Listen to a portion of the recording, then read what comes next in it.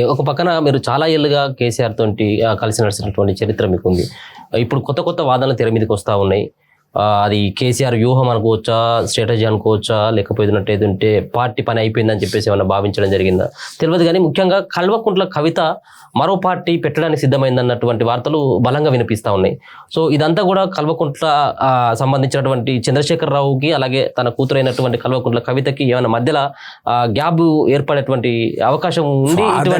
Father డాటర్కి ఏం gap? నువ్వేం పెడతావు నేనేం పెడితే ఏముంటుంది అసలు? కూతురు కదా, వాత్సల్యం వేరుంటుంది. పుత్ర వాత్సల్యం, ఈ అమ్మాయి మీద వాత్సల్యం చాలా మెండుగా ఉంటుంది. వాడితో సమానంగా హరీష్ మీద ఉంటుంది ఆయనకి. ముగ్గురినైనా సమానంగా చూస్తాడు. ఆయన వరకు, ఆయన ఉన్నంత వరకే ఆ పార్టీ. ఆయన తీసేసి నా కొడుకుని వరంగల్ మీటింగ్ లో పెట్టుకుంటే 2 పోస్టర్లు, ఇటో దొర అటో దొర. అది కనుక నిజమైతే ఆయన అధ్యక్షుని చేస్తే ఈ ఇద్దరు వెళ్ళిపోతారు. మీరు చెప్పిన పేర్లోడు. కవిత ఉండదు, హరీష్ కూడా ఉండడు. హరీష్ నీ సంచి పట్టుకొని తిరిగి ఉండదు, ఆయన సంచి ఎందుకు పట్టుకుంటాడు? ఆయనకంటే నేనే సీనియర్ అనుకుంటాడు ఆయన. కాబట్టి ఖచ్చితంగా ఆ పార్టీ 3 ముక్కలు అయిపోతుంది. నువ్వు అన్నట్టు కవిత పార్టీ పెట్టే అవకాశం ఉంది. ఎందుకుందంటే ఆమె జాగృతి అనే సంస్థను టీఆర్ఎస్కు కంటే బలంగా నిర్మాణం చేసింది. జిల్లాకి అధ్యక్షులు, కార్యదర్శులు అసలు వీడికి లేడు, అసలు బీఆర్ఎస్ వాడికి. ఈమెకుండే ఒకప్పుడు. అట్లా చేసి నిజామాబాద్ ఎలక్షన్లో ఎంపీ అయిన తర్వాత ఎందుకు వదిలిపెట్టిందా? అది కనుక ఇంకా నిలిపింటే అసలు బీఆర్ఎస్ కంటే స్ట్రాంగ్ జాగృతి సంస్థ ఉండేది.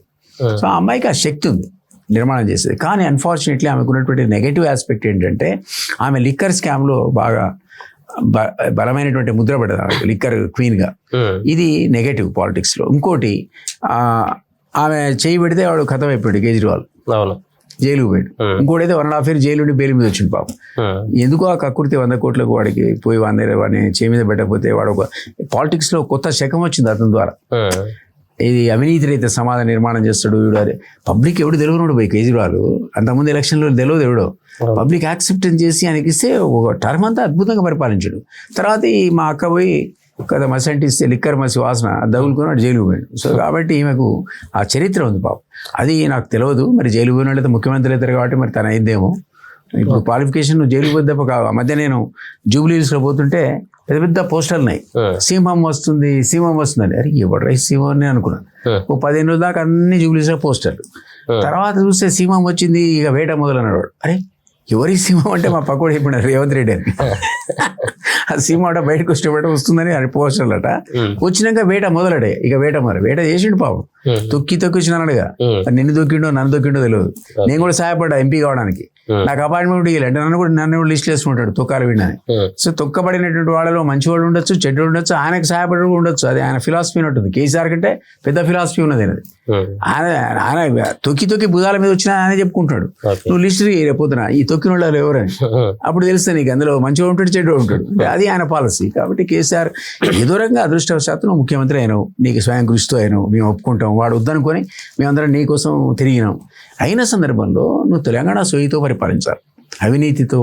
ఎందుకు వాళ్ళు నువ్వు లేస కూర్చోడానికి రెడీగా ఉన్నాడు. బట్టి నువ్వు లేస కూర్చోడానికి పొగిలేటి రెడీగా ఉన్నాడు. ఎవరు వెంకటరెడ్డి ఉన్నాడు. ఇంకొక ఆయన ఉత్తమ్ అయితే నెంబర్ 1లో ఉన్నాడు. నువ్వు లేస కూర్చోడానికి. ఇది ఎక్కడ పంచాయతీ అసలు? ఈ ముఖ్యమంత్రుల పంచాయతీ, మంత్రుల అవినీతి కాదుగా మనకు కావాల్సింది. సో నా ఉద్దేశంలో మనం ఒక తెలంగాణ సోయితో పోరాడినాం కాబట్టి, తెచ్చుకున్నాం కాబట్టి, అరే ఒక సామాజిక తెలంగాణ రావాలి, వచ్చిన తెలంగాణ మనందరిది భాగస్వామి ఉండాలి. అంటే వాటా అంటే షేరు మనీలో కాదు, ఈ పరిపాలన మనకు వాటా ఉండాలి. విద్యార్థులకు, నిరుద్యోగులకు ఉద్యోగాలు రావాలి. ఆ దిశగా ఒక్క పైసా పనిచేయలేదు. స్కిల్ కౌన్సిల్ అని పెట్టాడు, స్కిల్ సంబంధించిన యూనివర్సిటీ పెట్టాడు. నువ్వు ఒక్కసారి రేపొద్దున వాళ్ళ మీడియాలో పోయి స్టార్ట్ అయినప్పటి నుంచి వీసీని అడుగు, ఎన్ని ప్రోగ్రామ్స్ పెట్టినావు, ఎంతమంది ట్రైనింగ్ ఇచ్చినావు, 1.5 years నుంచి నీకు బడ్జెట్ ఎంత అంటే 0 budget, 2 ఎంప్లాయీస్ అని చెప్తాడు. ఒక వీసీ, ఒక రిజిస్ట్రార్ ఉన్నారు అక్కడ. ఊదర కొడుతున్నారు. అడ్వర్టైజ్మెంట్ల మీద పెట్టిన పైసలు వాళ్ళకి పెడితే నీకు డబ్బులు ఎప్పుడో. కొంతమంది నా యువకులకు శిక్షణ పొంది ఉద్యోగాలు వచ్చు. గవర్నమెంట్ ఆరంభ సురుత్వం తప్ప ఏ పని చేయట్లే. పైసలే లేవు చేద్దామంటే పాపం. సో ఒక పక్కన హరీష్ రావు గారు కొన్ని కామెంట్లు చేయడం జరిగింది. పార్టీ సంబంధించిన పగ్గాలు, అంటే ముఖ్యంగా బీఆర్ఎస్ పార్టీకి సంబంధించిన పగ్గాలు కేటీఆర్కి అప్పగించిన, ఆయన అధ్యక్షత నేను పనిచేయడానికి సిద్ధమని చెప్పేసి ఒక రకమైనటువంటి ప్రకటన చేసిండు. 2 రోజులుగా సీరియల్గా కేటీఆర్ సైతం కూడా హరీష్ రావును కలవడానికి వెళ్తా ఉన్నాడు. సో ఈ అంత సన్నివేశాలు, ఈ ఎపిసోడ్ చూస్తే ఏమనిపిస్తాము సార్? హరీష్ రావు ఏమన్నా మళ్ళీ గోడ దూకే ఆయన అన్నాడు అంటే ఉండడని అర్థం. మనకంటే కేసీఆర్ ఎక్కువ తెలుసు కాబట్టి ఆయన ఇంటికి పోయినారు. బాబు ఇదేదో పంచాయతీ ఉందని. హరీష్ సామాన్యుడా కాబట్టి ఆ భయానికి పోయిన వాళ్ళు. ఎందుకంటే అతన్ని ముందు జాగ్రత్తగా పెట్టుకోవాలనే విషయం వాళ్ళందరికీ తెలుసు. నువ్వు చెప్పిన 3 పేర్లు టాప్ లీడర్స్ అక్కడ. కేటీఆర్, కవిత, హరీష్ టాప్ లీడర్స్, మొత్తం పిల్లర్స్ మొత్తం వ్యవస్థకి. సంతోష్ నాడు పాపం వెనకుంటాడు, టాబ్లెట్లు ఇస్తాడు, రాజ్యసభ సీటు కొట్టేసాడు, అయిపోయింది, అంత రోల్ అయిపోయింది. కానీ కేసీఆర్కి కమిటెడ్, ఆ పిల్లాడి పాలిటిక్స్ ఇంటర్ఫేర్ కాడు. సో ఇదంతా 4 స్తంభాల ఆట. KCR the main pillar, remaining 3 అని చెప్పినవాడు. అందులో హరీష్ అనేవాడు, నేను చెప్తున్నాడు నువ్వే అన్నావు నన్ను పార్టీ పెడతాడు అంటే పెడతాడు, 100% పెడతాడు, లేదా 10 మందిని వేసుకొని వెళ్ళిపోతాడు రేపొద్దున. సో ఈ ప్రమాదం ఉంది కాబట్టి ఆయన నేను పని చేయడానికి సిద్ధంగా ఉన్నా అంటే నేను సిద్ధంగా లేని అర్థం. అందుకే పోయి 2 సార్లు కలిసి వచ్చాడు. ఓకే, చివరిగా కేసీఆర్ మౌనం వెనుక ఏమైనా భారీ వ్యూహం అని ఏమన్నా భావిస్తా ఉన్నారా, లేకపోతే పార్టీ పని అయిపోయింది కాబట్టి సైలెంట్గా ఉండడమే బెటర్ అని చెప్పేసి అన్నటువంటి భావనతో ఉన్నాడు అనుకోవచ్చు? నేను గతంలో చెప్పిన, నేను కేసీఆర్ని ఎంత విమర్శించినా కూడా నేనేమంటా అంటే ఆయన ఒక వ్యూహకర్త. సమకాలీన రాజకీయాల లోపల అట్లాంటి అద్భుతమైన స్పీచ్ ఇచ్చేవాళ్ళు లేరు, చాలా తక్కువ మంది. అద్భుతమైన స్పీకర్. నెంబర్ 2, పబ్లిక్ కనెక్ట్ అవుతాడు. నువ్వు ఎంతసేపు నేను మాట్లాడినా రేపు పొద్దున 1,00,000 మంది చూస్తారు కావచ్చు, ఆయన మాడితే 1,000,000 మంది చూస్తారు. Is a communicator.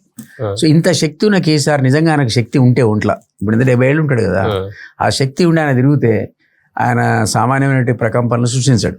నెంబర్ 1. అతను నేచర్ ఏంటంటే ఫినిక్స్ బర్డ్ అని లేదు, గ్రీకు పురాణాల్లో ఫినిక్స్ బర్డ్ అని ఉంటుంది.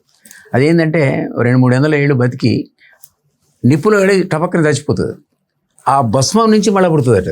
అది వినికిడి గ్రీక్ పురాణాలు చెప్తాయి. ఈజ్ అ ఫినిక్స్ బర్డ్ అంటారు. ఫినిక్స్ బర్డ్ అంటే వీడికి చావులేడు, మృత్యుంజయుడు అని అట్లాంటి కేసీఆర్.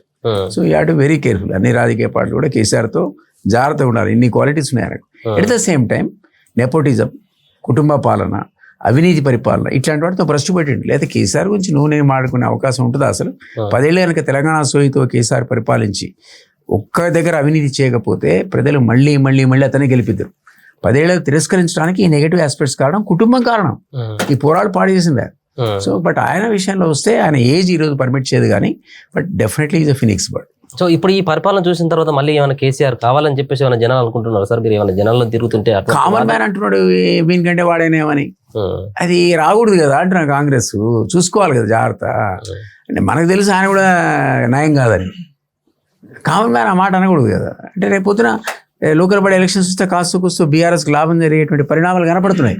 నెంబర్ 1 పొజిషన్లో బీజేపీ ఉంటే నెంబర్ 2 పొజిషన్లో బీఆర్ఎస్ ఉంది. ఈరోజు కాంగ్రెస్ 3rd ప్లేస్ ఉంది. ఇదే 15 ఏళ్ళు కాదు కదా పోయి నేను.